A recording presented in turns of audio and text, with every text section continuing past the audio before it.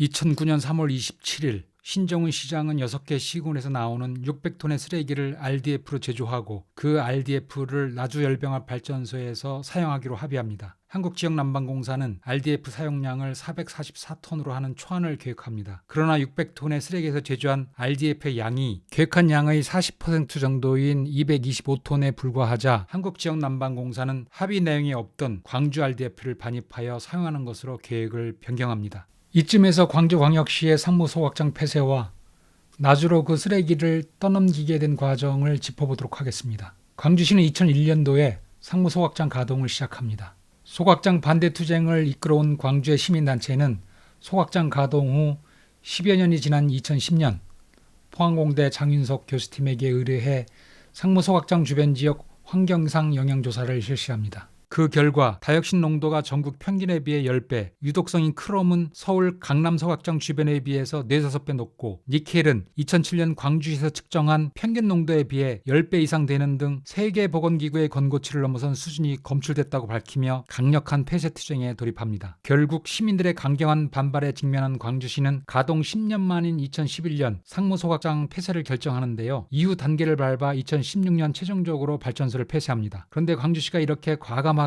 상무소각장을 폐쇄한 배경에는 이미 전남권의 소각장을 짓기로 합의한 나주시에서 자기들의 쓰레기를 처리할 수 있다는 치밀한 판단이 작용한 것으로 보입니다. 폐쇄할 당시부터 RDF 생산 시설인 전처리 시설을 광주 양가동에 짓기로 하고 이 RDF를 나주시에 떠넘길 계획을 하는데요. 2011년 광주광역시 환경생태국장의 광주시의회에서 한 발언을 보면 이 사실이 명확히 드러납니다. 그리고 실제 광주시는 쓰레기를 비성형 SLF로 제조하는 빛골 청정 주식회사를 설립합니다. 그리고 한난에게 15년간 톤당 18,000원에 공급하는 계약을 합니다. 빛골 청정의 주주 구성을 보면 광주시와 한난이 주요 3대 주주에 포함됩니다. 즉 빛골 청정이 돈을 벌면 광주시도 이익을 보는 구조로 되어 있습니다. 광주시는 쓰레기도 나주시로 떠넘기고 경제적 이익도 취할 수 있습니다. 나주시가 소송을 취하하고 나주에서 광주 쓰레기가 본격 소각되면서 광주시는 쓰레기 대란을 덜게 됐다며 안도하고 있습니다. 이렇게 광주광역시는 자기들의 쓰레기를 나주시로 떠넘기면서 전국의 특별 광역 잔치단체 중에서 유일하게 쓰레기 소각장이 없는 지역이 됐습니다. 이걸 부러워해야 할까요? 부끄러워해야 할까요? 나주 혁신도시 시민들은 2017년 9월 나주열병합 발전소가 시험 가동에 들어간다는 사실을 듣고 나서야 이 쓰레기 소각장의 존재와 실체를 알게 됩니다. 공청회 없이 가져온 혁신 쓰레기 소각장을 즉각 중단하라!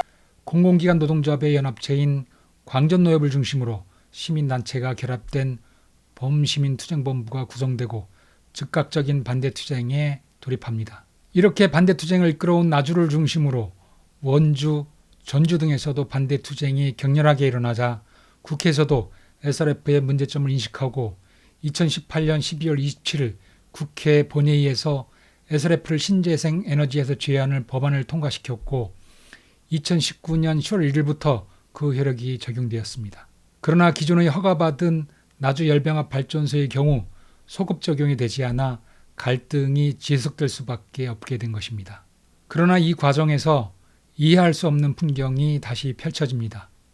광주 시민들이 강력하게 투쟁하며 폐쇄시킨 상무소각장 쓰레기를 나주시로 들여와 소각한다는 사실은 누가 봐도 환경 정의에 맞지 않는 일입니다. 나주 시민 입장에서는 시민들의 환경권과 건강권이 부정당하는 굴욕적인 상황입니다. 이 쓰레기 늑약 사건을 일으킨 장본인이자 나주지역 민주당을 장악하고 있는 신정훈 당시 청와대 농업 비서관은 시민들의 반대 투쟁을 수수방관하고 오히려 방해까지 합니다. 그의 영향력 하에 있는 나주지역 민주당 정치인들도 마찬가지였고 일부 세력은 쓰레기 소각장 반대 투쟁을 이끌어온 범시민 대책위와 시민들을 이기적이고 님빌하며 조롱하고 공격까지 마다하지 않았습니다. 보통 이런 경우 타 지역 쓰레기를 막기 위해 모든 시민이 함께 힘을 합쳐 싸우는 게 상식인데 나주시의 주류 정치 세력은 이런 상식을 완전히 뒤집습니다. 자기 쓰레기를 남의 집으로 버리는 사람이 이기적이고 님빈 것이지 그 쓰레기를 막으려는 피해자가 왜 이기적이고 님비라는 것인지 참으로 이해하기 힘든 논리를 펼쳤습니다. 이미 수천억 원을 들여 지은 소각장이고 정부가 추진하는 정책이니 문제가 없을 것이라는 것이 신정훈 의원을 비롯한 나주 지역 민주당 주류 세력의 주장이었습니다. 정부가 추진하는 정책이니 믿을만하다고 말하는 것도 꽤 웃기지만 이들의 주장대로라면 같은 쓰레기가 광주시에서 소각하면 해롭고 나주시에서 소각하면 해롭지 않다는 말인데 속아 웃을 일입니다. 소각장 인근 주민들의 피해는 짧게는 수년, 길게는 십수년이 흘러야 알 수 있습니다. 그리고 피해가 발생했을 때는 이미 늦은 상태입니다. 사람을 실험 대상으로 생각하지 않는 한 나올 수 없는 주장입니다.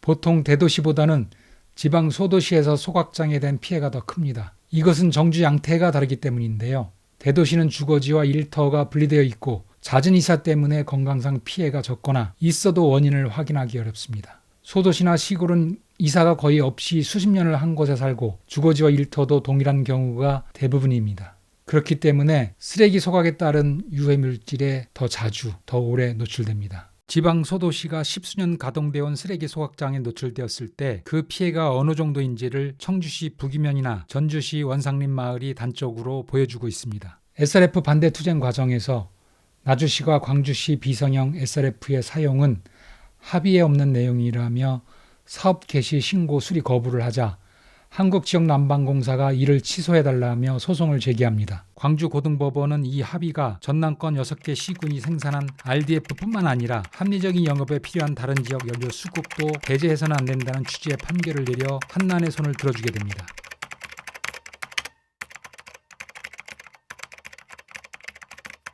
이 판결 내용대로라면 앞으로 태워야 할 쓰레기가 부족하면 국내에 어디서든 SRF를 들여와 태울 수 있다는 얘기가 됩니다. 애초에 전남권 6개 시군의 RDF 제주 수율도 예측하지 못한 채 막대한 양의 쓰레기 소각장을 짓기로 합의한 신정훈 시장 때문에 광주시의 쓰레기뿐만 아니라 다른 지역의 쓰레기를 받아들여도 그저 지켜볼 수밖에 없게 된 것입니다.